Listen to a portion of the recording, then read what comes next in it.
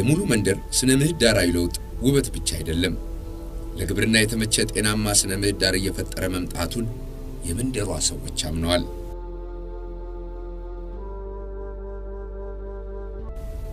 እዚህ ቱሪዝም ማህበረሰብ አቀፍ ከሚለው ከፍ ብሎ በማህበረሰቡ በራሱ ይወጣናል ይተገበራል የሙሉ ኢኮ ቱሪዝም መንደር ዘላቂ የቱሪዝም ልማት ማሳያዎች ሁሉን አቀፍ ልማቶቹ ናቸው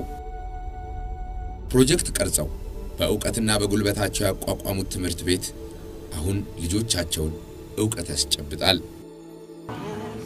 This is how we wash our hands wash our hands wash our hands የቱሪዝም ልማት ውጤት ሁሉን አቀፍ የሚባል ጥቅም እንዲያስገኝ ይሰራሉ